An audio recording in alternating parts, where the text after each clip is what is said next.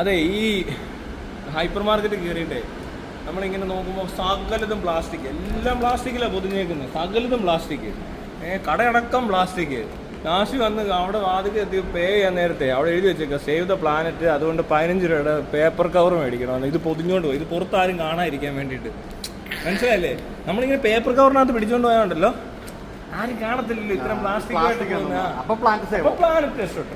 ഇതിലും വലിയ സേവിങ് സ്വപ്നങ്ങളിൽ മാത്രം. പ്ലാനറ്റിൽ അറിയത്തില്ലല്ലോ ഇതിനകത്ത് എന്തോ വന്ന്. അടിപൊളി പരിപാടിയാ, സൂപ്പർ ആയിട്ടുണ്ട് കേട്ടോ. ഇത്രയും പ്ലാനറ്റിന്റെ ഐഡിയ ഉള്ള എല്ലായിടത്തും ഒരു യൂസബിൽ മാത്രമല്ല, ഇവിടെ സകല ഷോപ്പിംഗ് മോളിൽ ഇത് തന്നെ. അവസാനം 15 രൂപ പിടിക്കാൻ വേണ്ടിട്ട് ഒരു പരിപാടി. 50 പൈസയുടെ കവറാണ്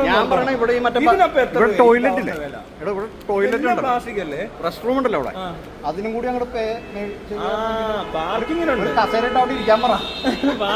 പാർക്കിങ്ങിന് പോട്ടെ, ഇതെല്ലാം പോട്ടെ. ഇത് ഇപ്പൊ എല്ലായിടത്തും ഇതാ പരിപാടി, മനസ്സിലായില്ലേ? 50 പൈസയുടെ കവർ നിരോധിച്ചിട്ട് ഇത്രയും പ്ലാസ്റ്റിക് കൊണ്ട് നിറച്ചിട്ട് അവസാനം നമ്മളൊരു കവർ മേടിക്കാൻ ചെല്ലുമ്പോൾ 15 രൂപ, 18 രൂപ, 8 രൂപ, 9 രൂപ, 10 രൂപ എഴുതി വെച്ചേക്കുന്ന comedy. Save the planet. Planet save ചെയ്യുന്ന ഇവിടെ അല്ലേ 4.53 കോടി വർഷമായിട്ട് ഇവിടെ, കോടിയല്ലോ ബില്യൺ ഇയേഴ്സ് ആയിട്ട് ഇവിടെ ഉള്ള പ്ലാനറ്റ് സേവ് ചെയ്യാനാണ് പറയുന്നത്. അതെ അതെ, നമ്മളോട് അത് 50 പൈസയുടെ കവർ സേവ് ചെയ്തിട്ട് ഒരു പേപ്പർ കവറിൽ മറ്റ് പ്ലാസ്റ്റിക്കുകളെല്ലാം കൂടെ പൊതിഞ്ഞുകൊണ്ട് പോയാൽ പ്ലാനറ്റ് സേവ് ചെയ്യുന്ന കണ്ടുപിടിച്ചാൽ ആരാന്ന് അറിയത്തില്ല. പക്ഷെ അത് കേരളത്തിലൊക്കെ ഇന്ത്യയിലെ ഉള്ളു, വേറെ ഒരു രാജ്യത്തും ഭയങ്കര സേവിങ്, ഭയങ്കര സേവിങ് ആയിരിക്കും. നീ വണ്ടി എടുക്കും, എനിക്ക്